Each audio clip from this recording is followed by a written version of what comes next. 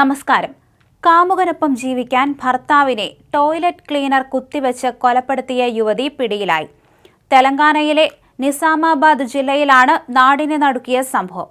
ഗൾഫിലായിരുന്ന പ്രശാന്ത് എന്ന 35-കാരനായ യുവാവ് നാട്ടിലെത്തിയതിന് പിന്നാലെയാണ് ഭാര്യയും കാമുകനും ചേർന്ന് ക്രൂരമായ കൊലപാതകം നടത്തിയത്. ഇന്നലെയാണ് പ്രശാന്തിന്റെ മരണം കൊലപാതകമാണെന്ന് പുറത്തറിഞ്ഞത്.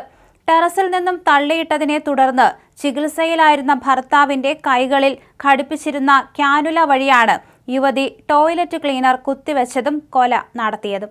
പ്രശാന്തിന്റെ അമ്മയുടെ പരാതിയിലാണ് പോലീസ് അന്വേഷണം നടത്തിയത്.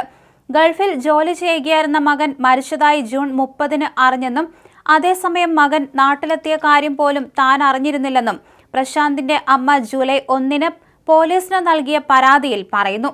തന്റെ മകന്റെ മരണത്തിൽ ദുരൂഹതയുണ്ടെന്നും മരുമകൾ സന്ധ്യയാണ് പ്രശാന്തിന്റെ മരണത്തിന് പിന്നിലെന്നും ചൂണ്ടിക്കാണിച്ച് ഇവർ പോലീസിന് പരാതി നൽകി. ഇതോടെ കേസ് രജിസ്റ്റർ ചെയ്ത് പോലീസ് അന്വേഷണം തുടങ്ങി.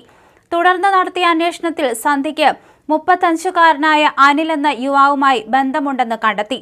ഇരുവരുടെയും ബന്ധത്തിന് പ്രശാന്ത് തടസ്സമാകുമെന്ന് തോന്നിയതോടെയാണ് സന്ധ്യ പ്രശാന്തിനെ കൊലപ്പെടുത്താൻ പദ്ധതി ഒരുക്കിയത്.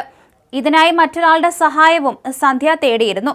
തുടർന്ന് സന്ധ്യയുടെ നിർദ്ദേശപ്രകാരം വെങ്കടസായി എന്ന ആൾ പ്രശാന്തിന്റെ വീട്ടിലെത്തുകയും അമിതമായ തോതിൽ മദ്യപിക്കുകയും ചെയ്തു. പിന്നാലെ ടെറസിന് മുകളിലേക്ക് വിളിച്ചുകൊണ്ടുപോയി താഴേക്ക് തള്ളിയിട്ടു. വീഴ്ചയിൽ ഗുരുതരമായി പരിക്കേറ്റ പ്രശാന്തിനെ ഇരുവരും ചേർന്ന് ആശുപത്രിയിൽ എത്തിച്ചു.